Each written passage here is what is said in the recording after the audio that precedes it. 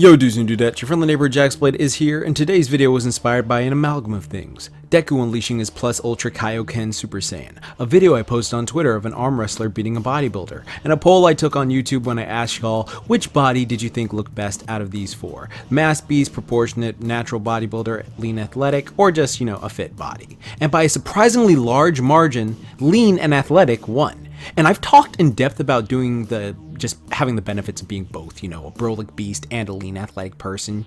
But today I want to just go all in, talk about how to attain that raw strength and power, but not necessarily the size. Like I've mentioned in previous videos, just wait, hold on a second.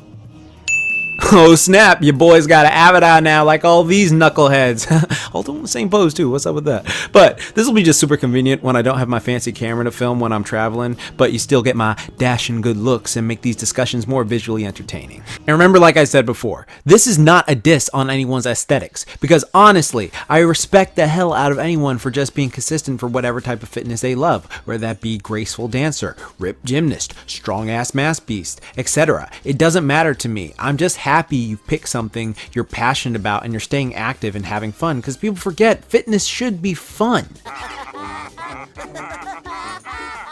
But with that said, let's talk about how to be strong and lean, but not necessarily massive. Tons of characters we watch in media aren't necessarily the biggest guys when fighting huge beasts, but they have the strength and power to outclass them. And while it's tailored to them having meta superpowered abilities, how plausible could it be to be that strong as hell, but just not look it?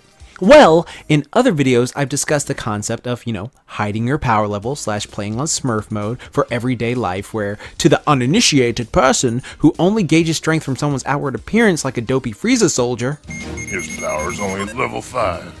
They will poke fun of your scrawny physique and greatly underestimate just how strong you actually are, because you're built more like Bruce Lee in baggy clothes rather than The Rock in a suit, which makes the looks on their faces all the more satisfying when you actually do some incredible shit and they've been talking smack. As a matter of fact, this is a great way to con some people out of money, I ain't that strong, and then just pull it out on them. It's called a hustle, sweetheart. Now, I sort of talked about this a little bit in my Should Yusuke and Luffy Be More Muscular video, but I'm going to go much further in depth today. So subscribe and go marathon a ton of my videos. Hit that little button down below, okay? I've covered at least one of your favorite characters or a topic that you're curious about. I'm 100% sure on that, so, come on, subscribe. It's awesome. But now, onto the way they train and are so powerful, but don't necessarily look it. It comes down to, certain things. The rep ranges you choose, the amount of rest you take, and the amount of food you are consuming day after day. Note, this is not set in stone for everyone, since again, everybody is different and reacts differently. So, due to some people's personal genetics, they will just naturally turn into a mini Hulk if they are lifting heavy all the time, whether they are eating a lot or not. So, the first thing we want to look at is switching up how you train. If you want to get that super strength, we're going to have to make some adjustments of the rep ranges that you are doing.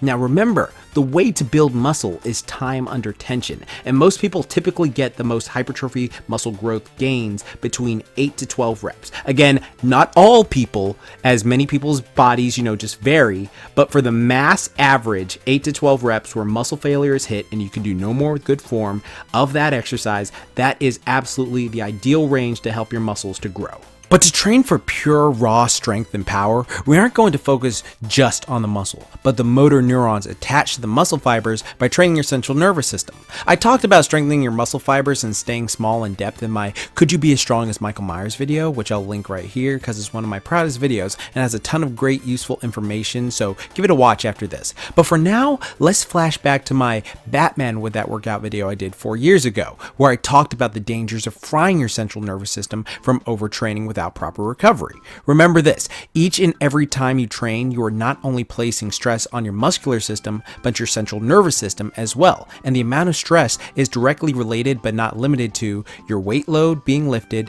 the intensity of the training, the total reps, the total sets, and the amount of rest you're taking in between sets. And lifting really heavy regularly, close to your, 1 repetition maximum, can make you susceptible to freaking central nervous system fatigue, which is not good at all, and can potentially, overstress the CNS, causing the onset of CNS fatigue, which I talked about in my Batman video. If you want to learn more about that, another video for y'all to watch.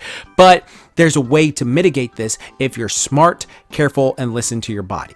First things first, you want to make sure you are entirely warmed up. Like you got blood flow pumping all through your body and you got a light sweat glaze coating you, because if you aren't warmed up fully, this type of training could fuck you up immensely and cause strains, sprains, and tears if you are not careful. So do not skimp on the warm-up. Next is picking the proper weight or just a certain strength skill or certain exercise that is incredibly difficult to do that you want to master, that you can only initially do 1 to 3 reps with.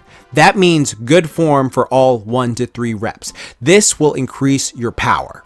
The reason these rep ranges are so low is because the central nervous system can create high-powered, skillful movements in people, but it will only do so as long as it considers the movement safe. So when the brain senses damage or injury is about to happen to the body, it will switch power regulations to just the muscle. So examples of things that would shut down the wiring of the power to the muscles would be things like instability. Like, think of it like this. Why would it want to send full power to an unstable joint? Just think of Deku when he first got One For All and he kept busting himself up because he was sending too much power to an unstable source. It's like pretty much the same regard, like the same like mindset of like how that would work. It's like your body doesn't want to like cause an injury. So it was like, okay, no, I ain't hitting that up, brother. So next would be the lack of high intensity contractions in training. The primary way to get fast and powerful is to maximally practice those movements you wish to be better in. And finally, and not surprisingly, and it's negative self-talk. Because if you don't believe you can do it, then you can actually have a negative, like a side effect on your performance. So it's important that you keep that little engine in your brain pumping the positives. Because if you're just like, oh no, I can't do this. I don't know I can do this. No. You got to get yourself hyped up and be like, no, I can do this. I'm the boss. I'm going to crush this. I am a beast. And then that's when you're able to, get through it. So keep that in mind. I am the hype! So now that you got that down, you want to practice these difficult movements as often as possible, but taking a ton of rest in between sets and just getting a ton of rest in general. And the reason you want to take so much rest but train them so frequently is because the rest lets you fully recover so that your body won't focus on the time under tension muscle growth. And it's allowing your nervous system to reconfigure so that you can have maximum motor unit recruitment. Now, if you want to increase power and strength, 1 to 6 reps where you can do no more with good form would be absolutely ideal. But let's move on to food consumption real quick, because doing heavy strength training can make you hungrier and add more muscle to your frame because you're eating more, and that's just like a natural way of how it works. Like you lift heavy weight, you get hungry, you eat, and then it's just a simple cycle, right? But this can actually work as a two-way street because, like I mentioned earlier, some people's genetics will just allow them to hulk up regardless just by lifting heavy ass weight, even if they aren't eating much. Like just by lifting heavy weight, their bodies are just gonna go, I'm Hulk now. Like that's just how it works for some people. But for some, while they will develop some muscularity from whatever their strength training is, it doesn't have to be just weights. It could be like, calisthenics or whatever you want to do. If they eat at a maintenance level of calories or a deficit, they won't build muscle like the typical gym bro. Now, if you're eating a surplus and doing this type of training, most can expect some size growth, but again, not as much as, say, a typical bodybuilding routine in which, that is the primary goal. Like your primary goal is just to build muscle mass, That's the thing. But to recap really quickly, I want to just go over this whole thing so you guys got it completely. So, training the nervous system over the muscles is what you want to focus on. You want to focus on resting enough, sleep, rest in between sets, it's going to be long rest. Warming up incredibly thoroughly to keep your body safe from any injury so you don't get this, you don't want to tear or sprain or anything because, you didn't warm up properly.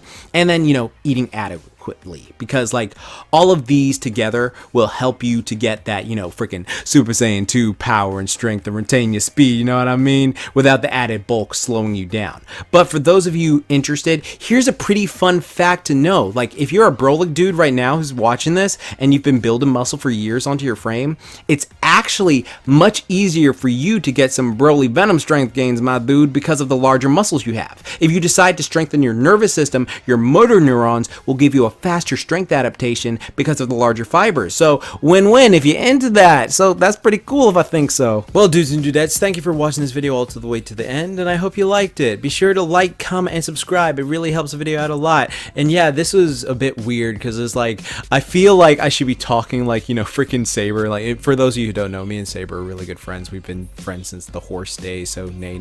But like, I feel like I should be talking like, but first we must take a deeper look at where this exercise originated. Some shit like that. I hope. Okay, but like, I know, I'm glad you all watched the video. Hope you enjoyed it. Hope it was super fun. Be sure to subscribe. Remember to check out my digital coaching program, which is having a 14-day free trial. So if you sign up right now, you get a free 14 days. Comes with custom meal plans and training routines for any situation. And yeah, thank you so much. And like, tell me, like, are you someone who's trying to get bulky, brolic, or are you just trying to like have that hidden power level for yourself? Like, I'm really curious. Let's start a comment thing down below because I'm super curious. And this is my first time doing one of these videos since I was actually out of the house for most of the day, so I didn't have my camera. So I was just like, you know what, I have these avatars, I can just try this. But yeah, I hope you try it. Tell me if you like the avatars or not. Don't worry, I'll be on screen. I wouldn't just replace myself with it, but like, yeah, it'd just be fun. Like every now and then when I'm out of town or out of house, I can do these. But yeah, check it out. Check out my programs in the description box below, A Hero's Will especially, to help you develop that willpower. And remember, like I always say, keep calm, booyah on, and don't forget, momentai. Now, I hope you all have a great day. Booyah.